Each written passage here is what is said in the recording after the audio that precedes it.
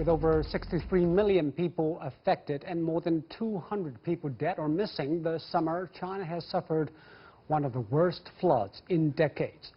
And the world's biggest hydroelectric dam, the Three Gorges Project, has also undergone the test of a record-high inbound water flow. So, how severe has the flooding of the past month been? And what has been done in flood control and prevention? What are the consequences for the country's economy? To talk about these issues and more, I'm happy to be joined by Professor Wang Yicheng, Dean of the China Institute of Water Resources and Hydropower Research, Wang Dan, Chief Economist at Hang Seng Bank, China, and Michael Dorsey, Global Affiliate at the Gunn Institute for Environment. That's our topic. This is Dialogue. I'm Zhou Yue.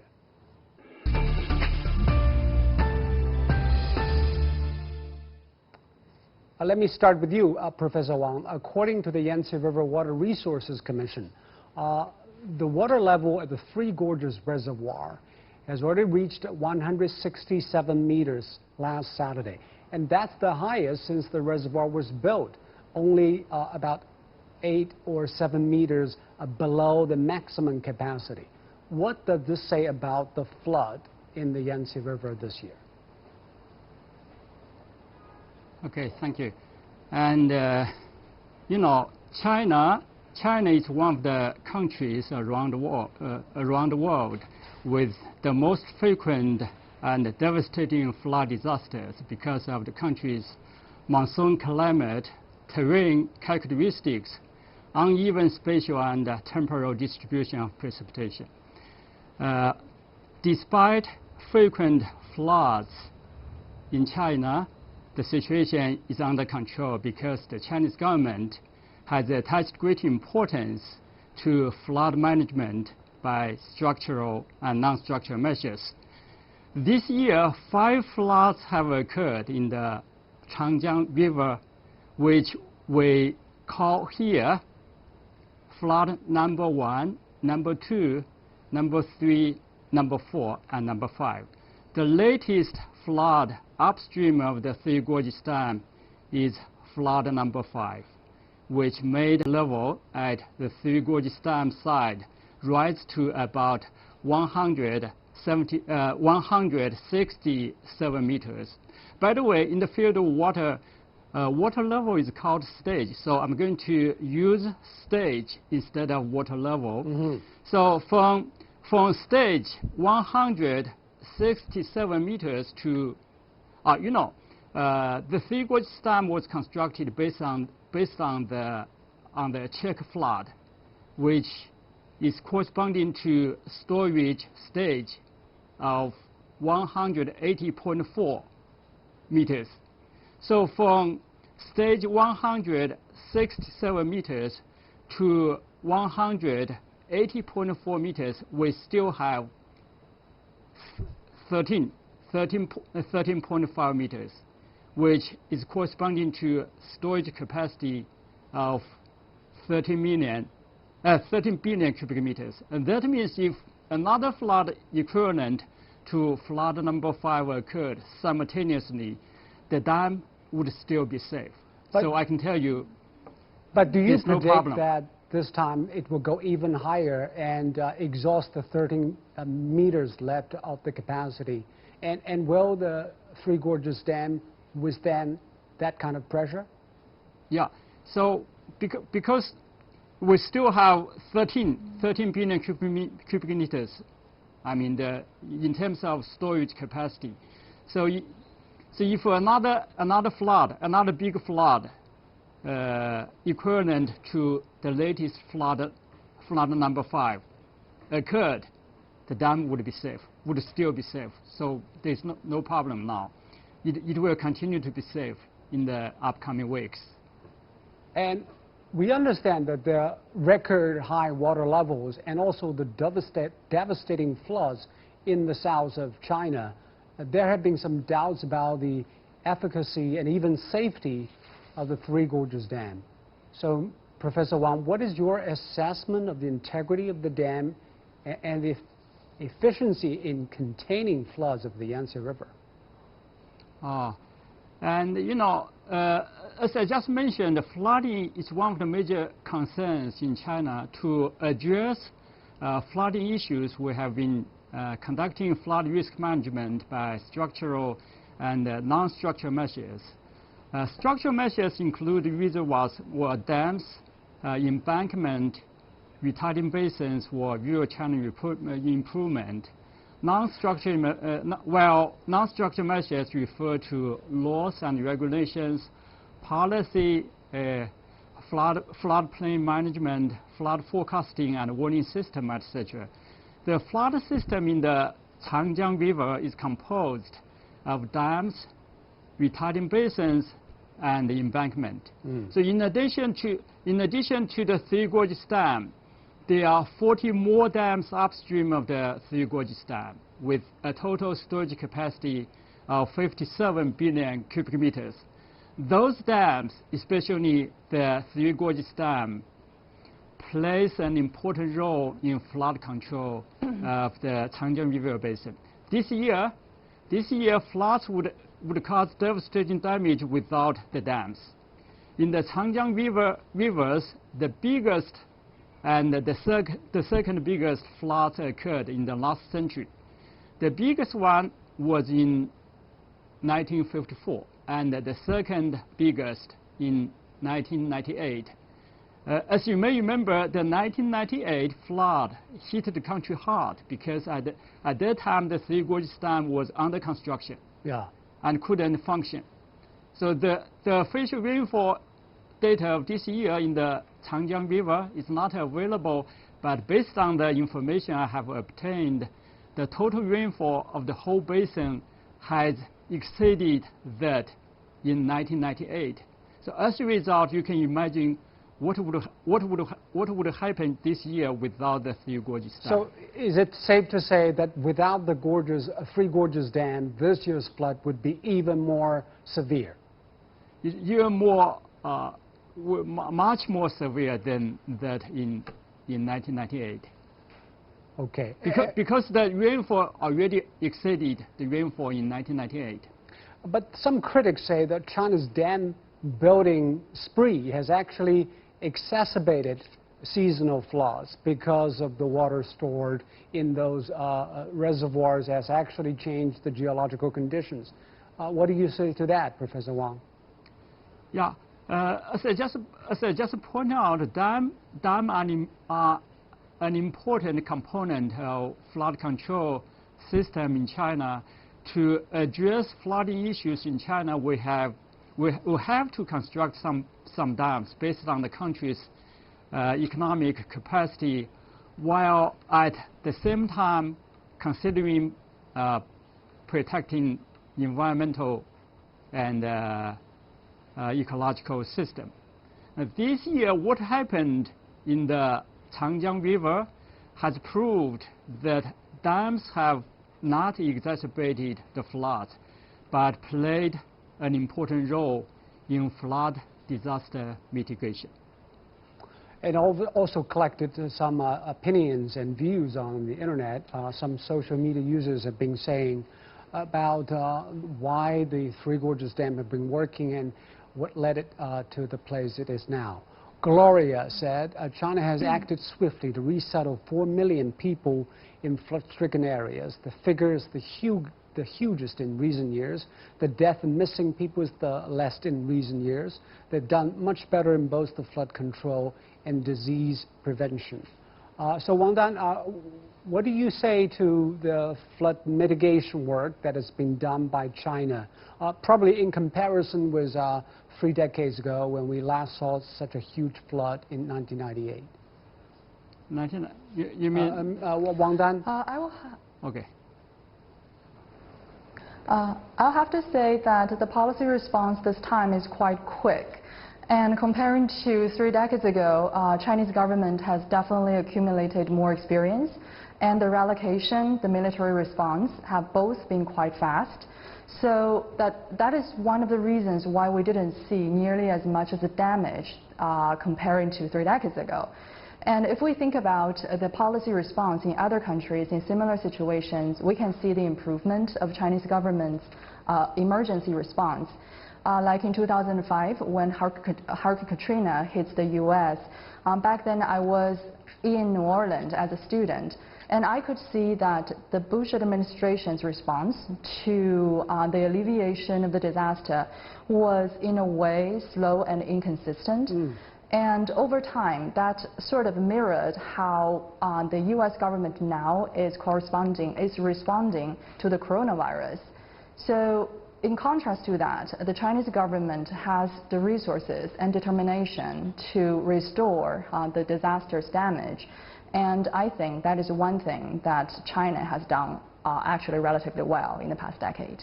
And Michael, what about your view on the flood damage in China? Because even though probably Three Gorges Dam has worked, it still affected 63 million people. At least 219 have died during this year's flood season. What is your assessment of the damage? You know, absolutely. I mean, I think just the loss of life and the fact that this is an emergency underscores the point that everything is not under control.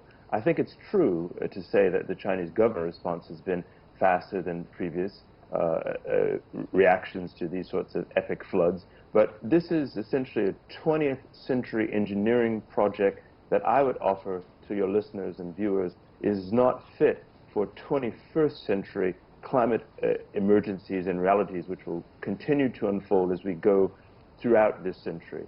We need a situation where we've got, certainly dams have a role in flood control, but the fact is that the Three Gorges Project that unfolded over the late 20th century upset a number of natural waterways and reduced and changed, natural waterways and helped exacerbate this problem and unfold the emergency on the population. So the reality is that 20th century engineering is going to create continuous problems as we go forward in the unfolding climate crisis. And that's just an unfortunate fact, and I think it not only applies for China, it certainly applies in the U.S. And I would agree that the U.S. Response in Katrina and a great number of other hurricanes has been a debacle. But that's the reality of the climate emergency on the planet, that we have these unforeseen events that we didn't and weren't able to forecast in the 20th century unfolding now. And that's going to be a continuing problem as we go forward. And that's really the problem, I think, as experts and scientists we have to confront and think about, because those people's lives that have been lost, those people's lives that are at risk, certainly don't experience this as something that is under control. And Professor Wang, probably you should respond to that, because there was an example, because in the upper reaches of the Yangtze, where it is located, upper reaches of the dam, floodwaters in southwestern Sichuan rose to the feet of the Leshan giant Buddha for the first time in history. As a UNESCO World Heritage Site, the 71-meter statue is 1,200 years old, but for the first time its feet have been submerged in water. So the Three Gorges Dam actually changed the waterways of the Yangtze.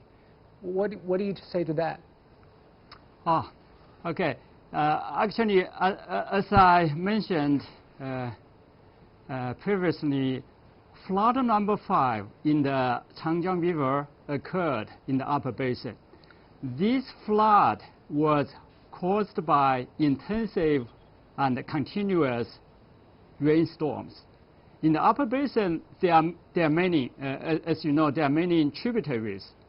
Minjiang River and the Jialinjiang River are two big tributaries. This month, the greatest floods since observed data was available occurred both in the Minjiang River basin and the Jialinjiang River basin.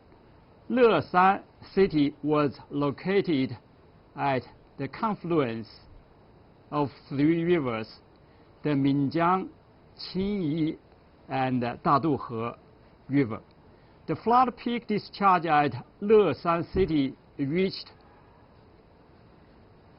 37,000 cubic meters per second. Actually, this is the biggest flood in history in this area. So I think this is why the stage became so high that the giant Buddha's feet was inundated. And I know that in your paper published, you said that since 1949, more than 50 severe floods have occurred, more than one severe flood each year on average. So how would you compare this year's floods with previous record? Is it abnormal for us to see the frequency has been going up in the Yangtze River region? Okay. Professor Wang? Okay. Actually, severe floods occur. It's true. Severe floods occur almost every year because of effective and reliable flood control system in China. We are able to address most of the flooding issues in China, including the floods that occurred this year in the Changjiang River. 5 floods occurred in the Changjiang River this year. 3 of them occurred in the middle and the lower basin, and the remaining 2 occurred in the upper basin, including flood number 5. But all the 5 floods are local floods. The 1954 and the 1998 floods are basin-wide floods, which caused much more damage. So this year, the flood is big and very serious.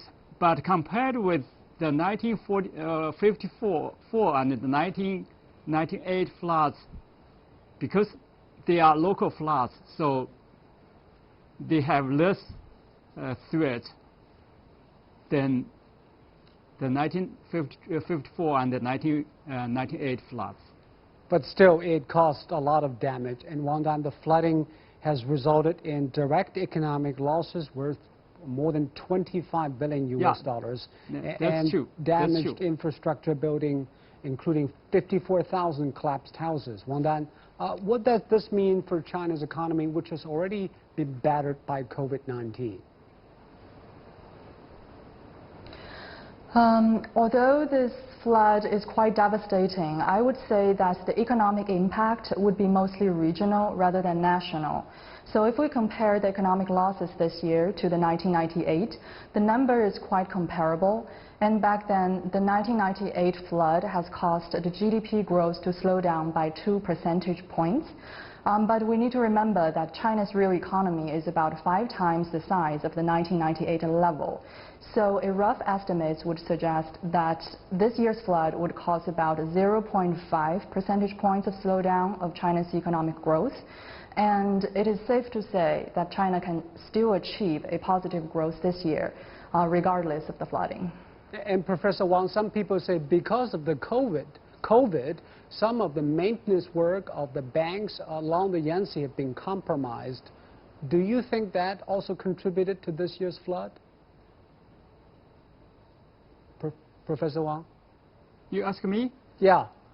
Please repeat your question. Because the COVID has hit China in the early part of this year, some of the maintenance work along the Yangtze River has been compromised, and that resulted in the larger flood that happened in summer. Do you agree with this? I don't think so, because this flood, I think this flood, especially in the upper basin, are mainly caused by the intensive rainstorms.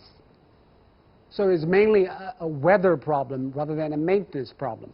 I think so. And Wang Dan, the State Council, I know, has allocated $14 billion US dollars for post-disaster relief and reconstruction.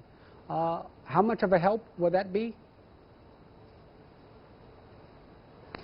I think it will help in 2 ways. One is through direct cash transfer to the locals that are affected by the floods. And the other way is through the infrastructure building, the restoration of local buildings, the local transportation. And that will create jobs and provide some long-term growth momentum. But overall, I think it will still take about 2 to 3 years, based on our historical experience, for those affected regions to return to normal. But we understand that the Yangtze River Basin is a large area, 1/3 of the country's population, and 2/3 of the rice production, and 40% of the total GDP. If the flood frequency keeps going up this way, what does this mean for China's economy in the long term? On that. I do think there will be some regional problem of food supply, especially when we talk about Jiangxi, Anhui, and Sichuan. So their livestock production and rice production will be affected heavily. And we also know that Jiangxi is a major rice provider for Guangdong. So Guangdong need to think about other ways to import rice from other provinces or even other regions in the world. And in the long term, I do think this regional problem won't affect how China will design its long-term growth plan. So we still will see that the central government will focus on boosting the domestic growth through boosting people's income and consumption, and investment in the major integrated areas will be elevated as well. We think there will be a necessity for the local governments to step up their efforts to create jobs and find out more profitable projects to help the locals. And also I want to ask this question to Michael, because America is also prone to natural disasters, hurricanes, and sometimes floods. How do Americans view the balance of making economic activities while also keep a close eye on natural disasters which might cause damages and losses to economy? There's certainly a disjuncture, I think. There's the view lacking at the government level with oftentimes an inadequate response to, I don't even like to call them natural disasters. I think that's somewhat inaccurate. I mean, these are climate emergency related disasters. I mean, climate emergency is actually not just spelled 100-year flood event, it's spelled 1,000-year flood events. Just a few years ago, you know, as recent as 2015, we saw a half a dozen 1,000-year flood events in the United States. And that has largely been driven and exacerbated by the unfolding climate crisis. And I think that that's not just true for the U.S., but it's also true for not just China, but many countries around the world. And we're going to continue to see this. And if we don't begin to plan and react more aggressively to the unfolding climate crisis, we must do, we're going to see more of these catastrophic flood events affecting lives and livelihoods as they do in the U.S. and as they will continue to do in China and many other countries around the world. And Professor Wang, do you agree climate change is a big player in the extreme weather patterns that we see more frequently around the world, and also probably contributed to this year's severe flood in China? Professor Wang? Yeah, I think, yeah, climate change is one of the factors that affect the frequency and the severity of floods, because climate change will change the intensity of the precipitation and also the distribution of precipitation. So climate change has a very big impact on water resources, and including on flood management. And Wang Dan, what do you think the government and also the civil society should do if that continues to be the case in the wake of global climate crises? Actually, in the past, the Chinese government's response was mostly engineering through building more dams and dikes, building higher banks. But over time, the top authorities have realized the limitation of doing this. So we have seen some positive development in ecological development, ecological protection. And this year, the State Council was talking about drafting a new law to protect the entire basin of the Yangtze River. So through protecting the ecosystem, it can actually help to reduce the flooding in the future. And this is a long-term solution. And I do think that the private parties and NGOs and other individuals can play their part as well, because we know that climate change, it's a global problem, it needs a global solution, and everyone needs to be part of it. And Michael, obviously sometimes governments are not helping. For example, the United States government formally withdrew from the Paris Climate Agreement on November the 4th. The day after the U.S. presidential election. That's the expected date. So how would you evaluate the impact of global efforts in fighting climate change and inactions in those areas? Well, just a point on the Paris Agreement. You know, the current president has indicated his desire to step out of the accord. That's not yet taken effect, and if he does lose the election, it's likely that we won't exit formally the Paris Accord. So that's really important to have that understanding. I think really we do need to take those ecosystemic approaches to these problems. That's really the pathway forward. We've got to recommit ourselves to some of the bigger solutions, particularly tripling our investments in renewable energy, specifically solar and wind. And then in many cases that we're seeing around the world, the decommissioning of some of these large 20th century dam projects. That's, I think, is something we've got to bring back to the table because we see the catastrophic effect of these large infrastructure projects, and that they're not fit for scale and purpose to really be the solution for the 21st century climate emergency driven problems like catastrophic flooding. So that's something that we've got to, I think, bring back to the table, is how do we get out of these 20th century projects to deal adequately with 21st century problems. And I recall that Bill Gates said that there are two things that might be cataclysmic events for human beings. One is a pandemic, the other one is climate change. He said the fatal impact of climate change on global economy could be even worse than COVID-19. Can you imagine a scenario like that? What does it look like, Michael? I think we're actually seeing that scenario. The questions are about the cost of it in terms of lives and livelihoods, but we're seeing that scenario play out. The unfolding climate crisis is upon us. Is upon us not just in China and the US, but really globally.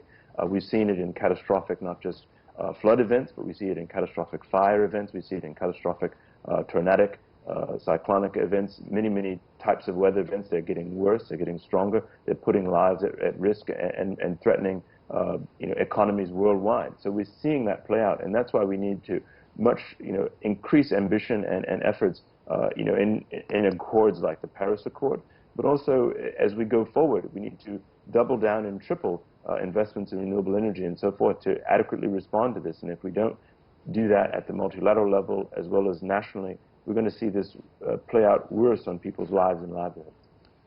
This probably applies pretty well here also in China, because China is prone to those climate events. Wang Dan, do you think the Chinese government has been doing enough, although it pledges to reduce our emissions in the coming 5 years dramatically?